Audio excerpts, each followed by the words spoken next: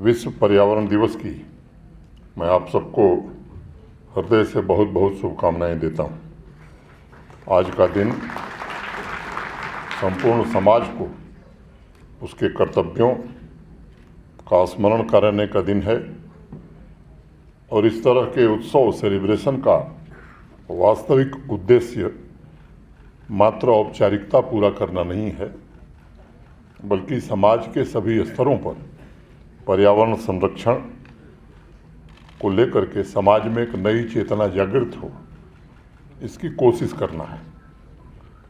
इसलिए मैं इसे कोई सरकारी कार्यक्रम नहीं मान रहा हूँ, बल्कि इसे समाज के उत्सव के रूप में हमें देखने की ज़रूरत है।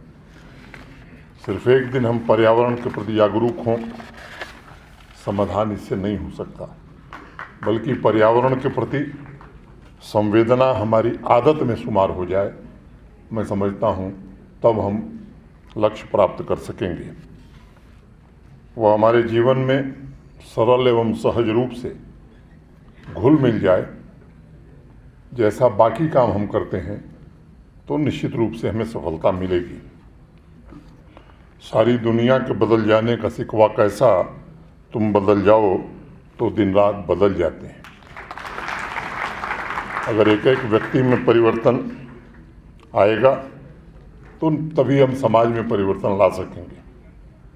मैंने पहले भी अनेक अवसरों पर इस बात का जिक्र किया है कि हम नेचर से, प्रकृति से, अपने आस पास के क्लाइमेट से अलग नहीं हैं, बल्कि हम प्रकृति का अभिन्न हिस्सा हैं और उससे अलग हमारे अस्तित्व का सवाल ही नहीं पैदा होता है। ये हम सबका सौभाग्य है कि निस्वार्थ भाव से प्रकृति ने हमें वह सब कुछ दिया है जो एक बेहतर जीवन के लिए आवश्यक होता है, और इसलिए हमें भी प्रकृति के प्रति संवेदनशीलता दिखानी चाहिए और उसके संरक्षण के प्रयास करने चाहिए। साथियों, संयोग से बीते हुए कल यानी 4 जून को एक देश के बड़े मशहूर संत हुए कबीरदास जी, उनकी जयंती थी और उन्होंने पर्यावरण संरक्षण को लेकर के समाज को जागृत करने के लिए एक बड़ी अच्छी सी कविता लिखी थी। उसकी 2 पंक्तियां मैं आपको उद्धृत करूंगा, जिसमें उन्होंने कहा, वृक्ष कबहु नहीं फल बखै, नदी न संचय नीर, परमारथ के कारण साधुन धरा शरीर। ये बड़ी गूढ़ बात है कबीरदास की कि प्रकृति और संत, ये दोनों का स्वभाव एक ही है और दोनों उपकार का काम करते हैं, परोपकार का काम करते हैं। पेड़ कभी भी अपना फल नहीं खाता, नदी कभी अपना जल नहीं पीती, और ऐसे ही संत भी मनुष्यों के परोपकार के लिए ही अवतरित होते हैं। हमारे जो पुराने प्राचीन ग्रंथ हैं, अगर उनमें भी आप देखेंगे तो भगवत गीता में एक श्लोक है, अश्वतः सर्ववृक्षाणाम, वृक्षों में भी जीवन है, और भगवान कृष्ण तो खुद ही वृक्षों में पीपल हैं, ऐसा हमारे शास्त्रों में कहा गया है। ये हमारी संस्कृति रही है प्राचीन काल से लेकर और अब तक। भारतवर्ष इकोलॉजी और इकोनॉमी में बैलेंस स्थापित करके आगे बढ़ा है। आज हम इकोलॉजी को रिस्टोर करने तथा प्लास्टिक प्रदूषण को कम करने के जो भी उपाय कर रहे हैं, मैं मानता हूँ आने वाली पीढ़ियों के लिए, चाहे वो गांव में रहने वाले लोग हों या शहर में रहने वाले लोग हों, एक प्रकार से वरदान साबित होंगी। और कबीरदास जी की कही हुई बात जिस दिन समाज के सभी वर्ग में और सभी स्तरों पर एक जागृत चेतना के रूप में जन्म लेगी, उस दिन हम क्लाइमेट चेंज की चुनौतियों से निपटने में निश्चित रूप से कामयाब होंगे।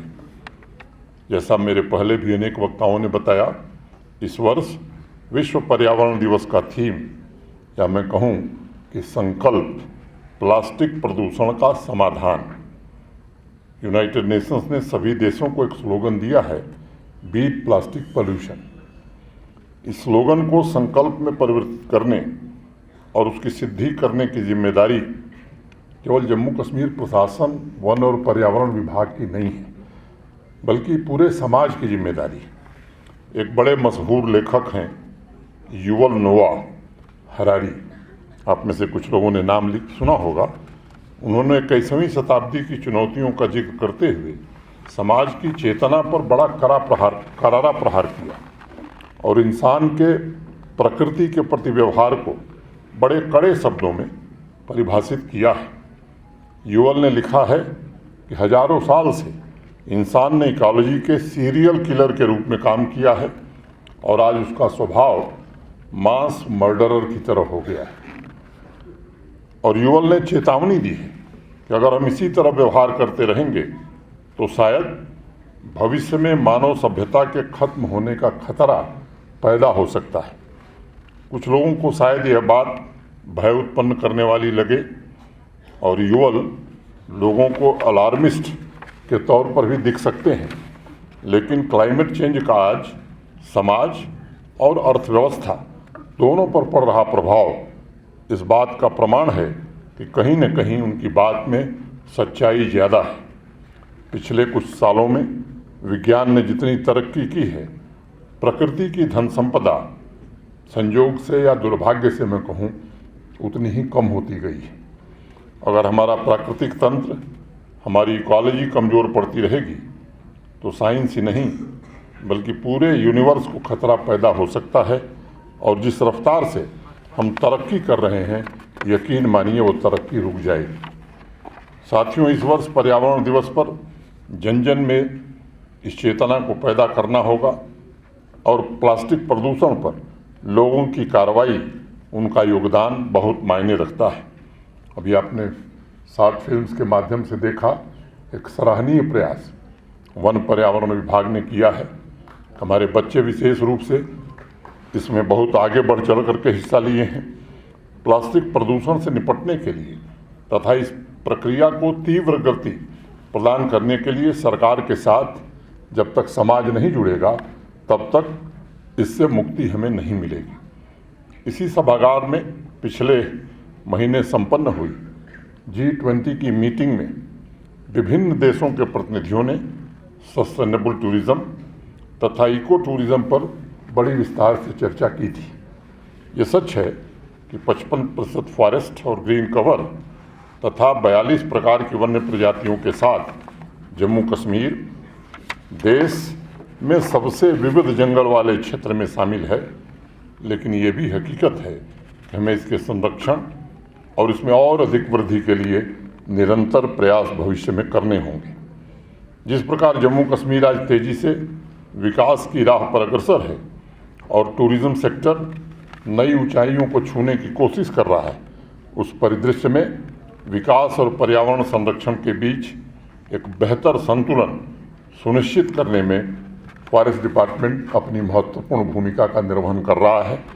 समाज के लोगों को भी इसमें आगे आने की आवश्यकता है। मुझे उम्मीद है कि हमारा वन विभाग क्लाइमेट चेंज और पर्यावरण पर हो रहे प्रतिकूल प्रभावों को कम करने के निरंतर प्रयास आगे भी जारी रखेगा। इस दिशा में green Jammu and Kashmir drive योजना, हर गांव हरियाली, पेड़ लगाएं बेटी के नाम, अनेक पहल ने इसमें महत्वपूर्ण योगदान दिया है और मुझे भरोसा है कि हम विकास तथा पर्यावरण के बीच संतुलन बनाए रखने के लिए भविष्य में आप सबके सहयोग से जरूर कामयाब होंगे। पिछले कुछ महीनों में अनेक रिसर्च पेपर्स आए हैं और जिसमें कहा गया है कि विनाशकारी क्लाइमेट चेंज को रोकने और जैव विविधता के नुकसान को कम करने में यह जो दशक है वो सबसे ज़्यादा मायने रखता है और इसके लिए प्लास्टिक प्रदूषण को रोकना अनिवार्य होगा। अगर हम अगले 10 सालों में अपनी इकोलॉजी को रिस्टोर करने में चूक गए तो आने वाले समय में कम से कम 1 मिलियन प्रजातियां विलुप्त हो सकती हैं और पूरे विश्व में इतना प्लास्टिक इकट्ठा हो जाएगा कि कम से कम 3 बार पूरे प्लैनेट को उसे ढका जा सकेगा। तस्वीर बड़ी भयावह है और इसलिए मुझे लगता है कि ये वक्त आ गया है कि अब हम सब अपने अपने कर्तव्यों का निर्वहन इस दिशा में करें। समाज के साथ बिजनेस को भी इस बात को समझना होगा कि जब तक इकोलॉजिकल सिस्टम मजबूत है तभी तक वह वेल्थ और हेल्थ का सोर्स है। इसलिए चाहे वो जंगल हो, नदियाँ हों, हमारी झीलें हों, पहाड़ हों, घास के मैदान हों, खेत हों या शहरी परिदृश्य हो, सभी को प्लास्टिक प्रदूषण से मुक्त करना हमारी सर्वोच्च प्राथमिकता होनी चाहिए। बर्फ़ से ढके पहाड़ों, शानदार जंगलों, अल्पाइन घास के मैदानों, शांत झीलों और नदी की धाराओं की हमारी प्राकृतिक विरासत को प्लास्टिक प्रदूषण तथा अन्य सभी प्रदूषण से बचाना केवल हमारी जिम्मेदारी नहीं है, बल्कि मैं समझता हूँ कि आज हमारा ये संकल्प होना चाहिए और उस हिमालयी परिदृश्य की अपार पर्यटन क्षमता विकास की व्यक्तिगत क्षमता बन सके, इसके लिए हमें एक साथ मिलकर के आगे बढ़ने की आवश्यकता है। एक बड़ा प्राचीन ग्रंथ है अपने देश का, अथर्ववेद, उसकी एक लाइन में कोट करना चाहूँगा, जिसमें कहा गया है कि हे प्रभु, जो भी पेड़ मैं काट रहा हूँ वह फिर जल्दी से बड़ा हो जाए। यह प्राकृतिक धरोहर को सहेजने की हमारी संस्कृति तथा सभ्यता को दर्शाता है और यह भय उत्पन्न करने वाली बात नहीं है, बल्कि सामान्य सी बात है कि जब तक धरती और हमारा पर्यावरण सुरक्षित है, तभी तक हम सबका भविष्य भी उज्जवल है। साथियों, अभी 3 तारीख को पेरिस में 169 मेंबर स्टेट्स प्लास्टिक प्रदूषण की चुनौती पर चर्चा करने के लिए इकट्ठे हुए थे। एक बात जो निकल कर के सामने आई वह यह थी कि लंबे समय तक प्लास्टिक पूरे विश्व में डिफ़ॉल्ट ऑप्शन था। पूरा विश्व इस बात को अब स्वीकार कर रहा है कि प्लास्टिक को हमारे जीवन के सभी क्षेत्रों से दूर नहीं किया जा सकता है, लेकिन हमें आज प्लास्टिक के उपयोग में सर्कुलेटरी प्रिंसिपल को अपनाना होगा। जैसा मेयर साहब ने कई बार बताया, मैं उसको फिर दोहराना नहीं चाहता हूँ। इन कदमों पर हमें निश्चित रूप से मिलकर के काम करना होगा। मैं एक और तथ्य देख रहा था, पूरे दुनिया की आबादी करीब 8 बिलियन है। पूरे विश्व में हर साल 408 मिलियन मैट्रिक टन प्लास्टिक का कचरा हम अपनी आदतों और व्यवस्था की वजह से इकट्ठा कर रहे हैं। अगर आप गणना करेंगे, कैलकुलेट करेंगे, तो इंसान के वजन के बराबर का प्लास्टिक का कचरा हर साल ये धरती झेल रही है। इसलिए यह कम प्लास्टिक का उपयोग करने के लिए उत्पादों को नया स्वरूप देने का समय है और कम प्लास्टिक का उपयोग करने के लिए प्रोडक्ट पैकेजिंग, शिपिंग को नया स्वरूप देना होगा।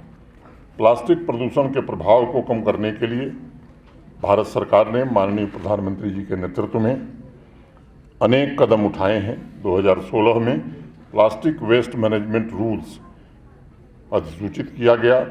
एक ऐसा कदम था जो प्लास्टिक प्रदूषण के खतरे को दूर करने में एक लंबा रास्ता तय कर सकेगा। इन नियमों को जुलाई 2022 में किए गए दूसरे अमेंडमेंट के साथ संशोधित भी किया गया है, जो पॉल्यूटर पे प्रिंसिपल के आधार पर पर्यावरणीय क्षतिपूर्ति भी निर्धारित करती हैं।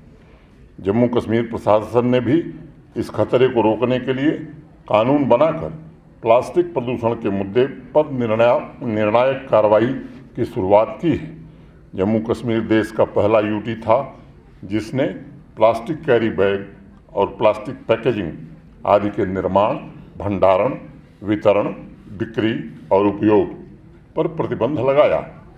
ग्रीन लाइफ कॉन्टेस्ट के माध्यम से सस्टेनेबल लिविंग के बारे में लोगों में जागरूकता पैदा करने का सफल अभियान भी चला है। मैं ग्रीन लाइफ कॉन्टेस्ट के लिए डिपार्टमेंट तथा सभी नागरिकों को और ख़ास तौर से बच्चों को शुभकामनाएं देता हूं।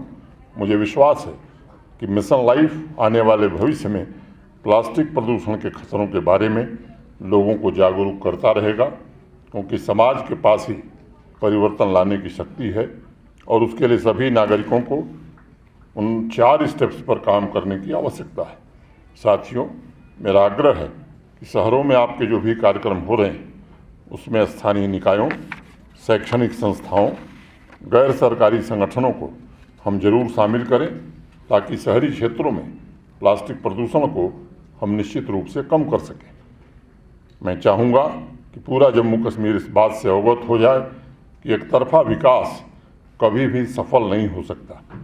स्वेच्छा से लोगों को इस कार्य में शामिल होकर जन भागीदारी की भावना से प्लास्टिक प्रदूषण की चुनौतियों का सामना करना होगा और उसे हल करने के प्रयासों में सबको शामिल होना पड़ेगा। पिछले कुछ वर्षों में मैंने देखा है कि पर्यावरण के बारे में तेज़ी से जागरूकता बढ़ी है, खास तौर से नौजवानों में विशेष रूप से जागरूकता बढ़ी है। हमारे बच्चों को, आने वाली पीढ़ियों को जंगल, नदियाँ तथा प्रकृति का लगातार संरक्षण मिलता रहे, इस पर हम सबको अनवरत काम करना पड़ेगा। आज विश्व पर्यावरण दिवस पर मेरा आग्रह होगा और डिपार्टमेंट तथा सभी स्टेक होल्डर्स इस पर मिलकर के काम करें। प्लास्टिक की सर्कुलर इकोनॉमी को प्रमोट करना होगा हमें और लोगों को नए डिज़ाइन सिस्टम को अडॉप्ट करने के लिए हमें प्रेरित करना होगा, अभियान चलाकर प्रेरित करना होगा। आप सोचिए, मात्र रिसाइकलिंग के द्वारा हम 2040 तक लगभग 20% प्लास्टिक प्रदूषण कम करने में कामयाब हो सकते हैं। और जो लोग भी प्रोडक्ट की रीडिज़ाइनिंग और रीपैकेजिंग अडॉप्ट कर रहे हैं, उन्हें कैसे हम इंसेंटिव दे सकते हैं, उनको कैसे हम प्रोत्साहित कर सकते हैं, क्योंकि आज ये पूरी दुनिया में हो रहा है। हमें भी इस दिशा में सोचने की आवश्यकता है। इस तरह के ट्रांसफॉर्मेशन से रोजगार के कैसे अवसर हम पैदा कर सकें, ये हमारे लिए, मुझे लगता है कि आज मैं देख रहा था जो आपने प्रदर्शनी लगाई है, जम्मू कश्मीर के बाहर के भी कई लोग आए हैं और उन्होंने बड़ा सफल प्रयोग, मुझे लगता है कि उनका लाभ जम्मू कश्मीर के लोगों को मिले, इसलिए हमें उनका भी उपयोग करना चाहिए। इन सभी प्रयासों में डिपार्टमेंट तथा समाज के सभी वर्गों से मैं अनुरोध करूंगा कि आप सबका सहयोग, आप सबके व्यक्तिगत प्रयास अगर होंगे तो निश्चित रूप से हम सफलता की ओर कदम बढ़ा सकते हैं। मैं एक बार फिर से धीरज गुप्ता जी, जग्गी साहब, इनकी पूरी टीम और ऐसे लोग जो सरकारी काम में तो नहीं हैं लेकिन पर्यावरण को लेकर के अपने अपने स्तर पर विशेष प्रयास कर रहे हैं, इन सब के प्रति मैं हृदय से कृतज्ञता ज्ञापित करता हूं और उम्मीद करता हूं कि निश्चित रूप से जम्मू कश्मीर की जो वास्तविक विरासत है, उस विरासत को सहेजने में हम सब सफल होंगे। बहुत बहुत धन्यवाद। नमस्कार। जय हिंद।